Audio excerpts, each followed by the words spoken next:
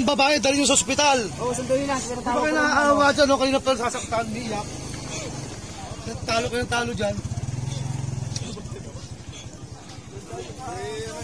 Priority nyo itong bata.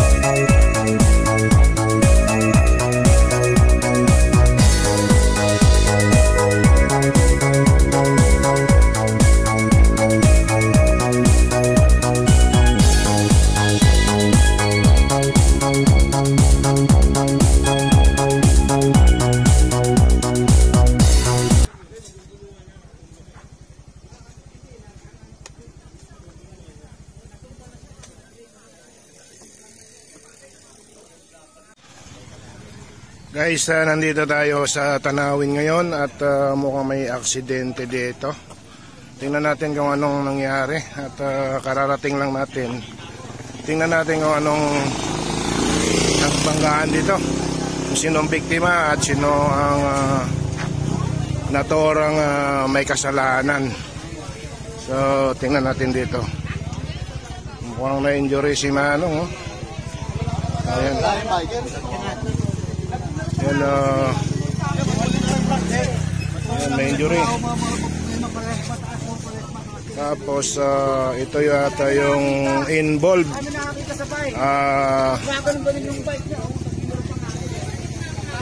Tricycad.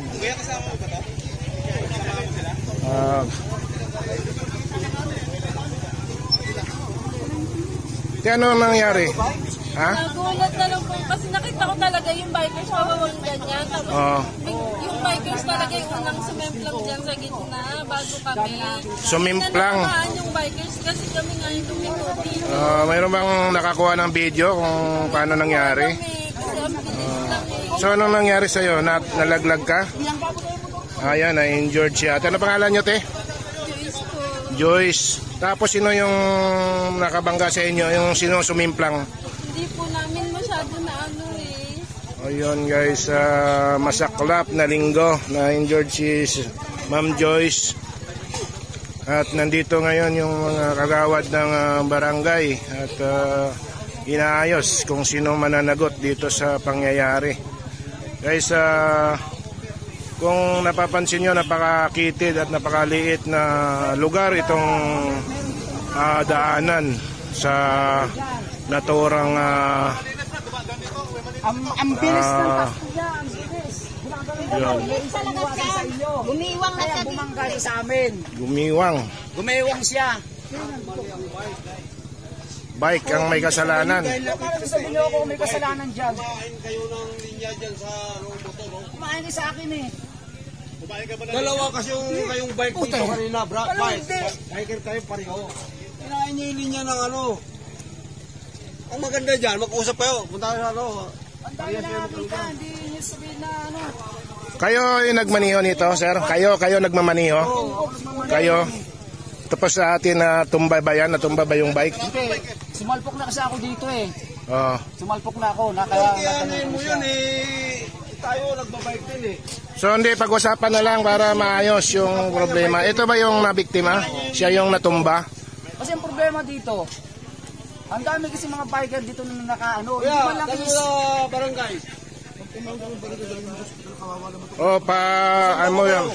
Pa-medical mo yan, sir. At injured yung kamay ni ate. Ayan o. Oo, dadalhin mo na sa hospital yan. Hindi na makagalaw o.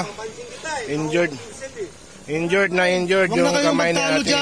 Yung babae, dali yung sa ospital. Oo, sandali lang. Pero Huwag kayo naaawa dyan, no? Kayo na pala sasaktan, niyak. Talo kayo ng talo dyan.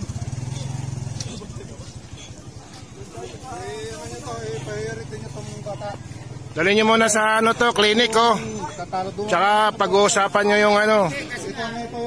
Ito yung bikers na natumba. kasi natumba ka na dyan eh. Bungangaan eh. Oo, natumba ka na dyan. Itong bata, kilala ko yung nanay nito eh. Natumba ka na, hindi mo pwede yung ganyan. Ikaw. Kasi kung Iniwasan mo ako. Oo, kasi kung hindi tayo iwasan, masasagpo kita. Hindi na kayo magana. Sa barangay para may mamagitan.